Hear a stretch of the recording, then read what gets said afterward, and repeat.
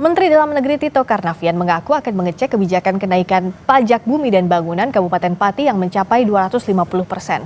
Tito menambahkan juga belum mengetahui apakah Pemkab Pati sudah berkonsultasi dengan Kemendagri terkait penerbitan PBB. Nanti kita cek. Saya sudah perintahkan Dirjen untuk cek dasarnya apa. Tapi kan biasanya Pak, perda itu harus konsultasi ke Kemendagri, itu udah konsultasi belum? Saya akan cek lagi. Saya baru juga tahu dari media, makanya saya akan cek. Ya, terima kasih.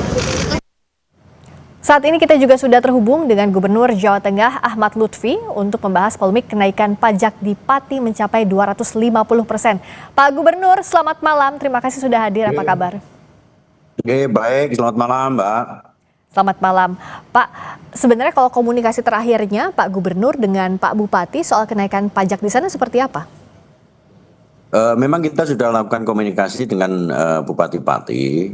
Jadi melihat perkembangan situasi wilayah Pati, saya sudah melakukan komunikasi sebagaimana amanat Undang-Undang Nomor 23 Tahun 2014 bahwa fungsi gubernur adalah melakukan koordinasi dan pengawasan. Ya. Sudah saya sampaikan kepada Bupati Pati untuk dilakukan peninjauan ulang terkait dengan kenaikan PBB itu.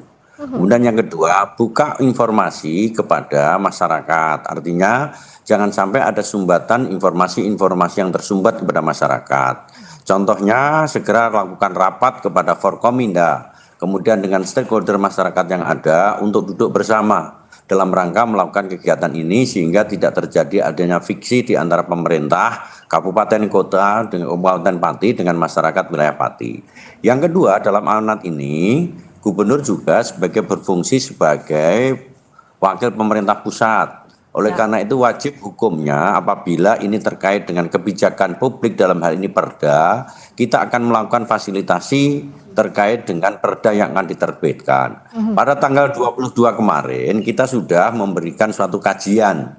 Yang kajiannya terkait dengan kenaikan PBB di wilayah Pati adalah satu, dia harus membuat kajian secara komprehensif kepada kenaikan PBB itu terkait dengan akademisi, apakah sudah dilaksanakan.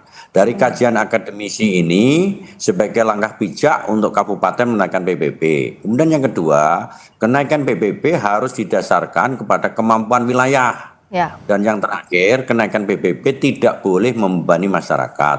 Hal inilah yang kita jadikan masukan untuk Pemda Pati untuk mengambil kebijakan. Saya yakin bahwa kenaikan ini adalah merupakan hal yang mungkin bagi pemerintah Pati, hal yang wajar, tetapi masyarakat belum bisa menerima karena apa? Ini sangat membebani masyarakat. Oleh karena itu, sudah saya sarankan segera untuk diambil kebijakan untuk direvisi kembali terkait dengan kenaikan ini. Demikian. Ya, Pak Gubernur, sebenarnya kalau dari tadi kan Pak Gubernur sampaikan sebelum ada kebijakan harus ada analisis berbagai layer, berbagai tahapan terlebih dahulu. Bottleneck-nya apakah artinya ada ketidakbijakan sikap dari pemerintah Kabupaten Pati soal ini?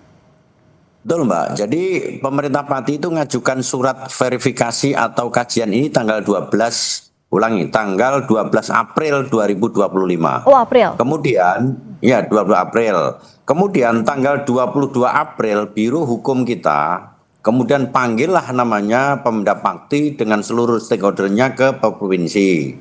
Kita rapat bersama, tiga hal itu yang kita sampaikan. Kemudian, kalau kita lihat tempusnya tanggal sampai sekarang, ini kok ada ketimpangan terlalu cepat dalam hal mengambil kebijakan, sehingga masyarakat protes. Mungkin ini ada sumbatan informasi, contoh misalnya belum ada sosialisasi secara maksimal. Kemudian yang kedua, ini kok tidak elok sekali pada saat situasi semacam ini dinaikkan. Apalagi masalah kenaikan pajak ini bukan suatu alasan untuk menaikkan PAD.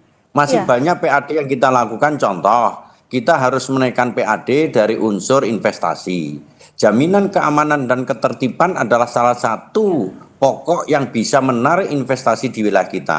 Kalau wilayah kita menaikkan PAD dengan cara pajak masyarakat bergejolak, maka investasi akan di tempat kita akan jauh. Sehingga lebih tepatnya gubernur bupati harus segera mengambil sikap dalam waktu secepat-cepatnya untuk menetralisir daripada kepentingan ini agar tidak terjadi public complaint atau rusuh massa di wilayah Pati. Demikian, Mbak. Nah, ini yang penting agar tidak ada public complaint dalam skala yang lebih besar. Karena dengan adanya penolakan warga, meskipun sudah ada permintaan maaf dari bupati, demonstrasi tetap akan berlangsung 13 Agustus nanti. Gubernur akan turun tangan langsung kah, Pak? Jadi begini, dalam hal menyampaikan pendapat ini sudah dilindungi oleh undang-undang. Jadi Undang-Undang Nomor 998 bahwa setiap warga negara berhak menyampaikan pendapat di muka umum. Sehingga artinya ini harus ditangkap sebagai bahan masukan untuk Pemda Pati untuk menangkap apakah aspirasi ini betul-betul untuk menyuarakan dalam rangka kesejahteraan masyarakat. Saya sampaikan kepada mereka, Pak Bupati harus segera cepat mengambil sikap, panggil stakeholder yang ada, panggil tokoh masyarakat, panggil kompartemen yang ada di wilayah Pati. Seluruh stakeholder harus rapat bersama-sama, difasilitasi oleh mungkin Polres di sana dan lain sebagainya. Diskusi brainstorming bareng dalam rangka mengambil suatu kebijakan sehingga tidak terjadi adanya letupan-letupan di masyarakat kita. Demikian, Mbak. Jadi turun tangannya gubernur ini dalam hal agar pemerintah Kabupaten Pati mengkaji ulang dalam waktu segera, begitu ya Pak Gubernur? Betul, karena apa? Berdasarkan amanat undang-undang, fungsi gubernur adalah koordinasi dan fungsi pengamanan, pengawasan. Artinya koordinasi sudah kita lakukan, pengawasan sudah kita terjunkan dari Biro Hukum kita, kemudian dari inspektorat kita, termasuk inspektorat Kemendagri sudah turun ke sana untuk melakukan kajian ulang. Sehingga nanti akan komprehensif antara kajian hukum dengan perkembangan wilayah kita jadikan satu untuk sesegera mungkin diambil suatu tindakan sehingga tidak terjadi resistensi. Demikian, Mbak. Di media sosial, Pak Gubernur, yang muncul kan indeks ekonomi dalam kondisi ekonomi sekarang pajak dinaikkan 250%. Apakah Pemprov melihat ada ketidaksensitifan dari pemerintah Kabupaten Pati untuk menaikkan pajak dengan tanpa adanya sosialisasi yang tadi Pak Gubernur bilang ada sumbatan informasi tadi?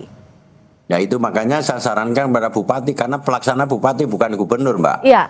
Sebagaimana gambaran umum begini, inflasi di Jawa Tengah adalah 2,5%. Ya. Di daerah Pati inflasinya adalah 3,0%.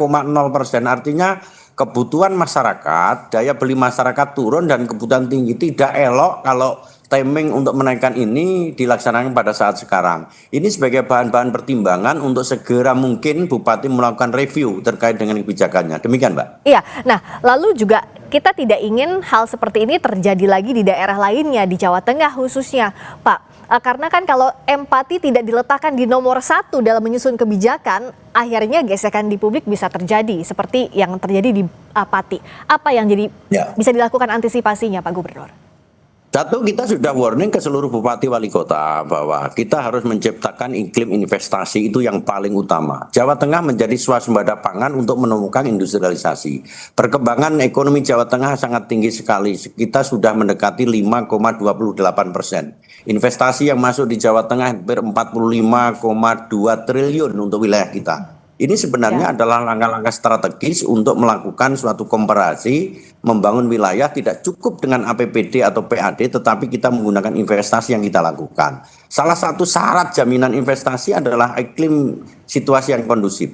Apabila kebijakan publik seorang pimpinan itu tidak membuat suatu kebijakan yang untuk kondusif wilayah, maka harus segera mengambil langkah yang strategis sehingga kebijakan itu harus dianulir. Kalau perlu dilakukan sosialisasi sehingga masyarakat tidak terjadi di wilayah Pati dan tidak boleh terjadi di wilayah-wilayah yang lain. Dan ini menjadi pelajaran bagi para bupati wali kota yang lain agar terjadi adanya sinergitas untuk tidak terulang kembali. Demikian, Mbak. Kebijakan dan ini harus berdasarkan juga sinergi dengan masyarakat, bukan hanya satu arah dari pembuat kebijakan. Terima kasih Pak Gubernur, Gubernur Jawa Tengah Ahmad Lutfi telah bagian informasi komprehensif. Terima kasih. Selamat malam. Berikutnya saudara, kami akan kembali dengan sorotan lainnya. Sidang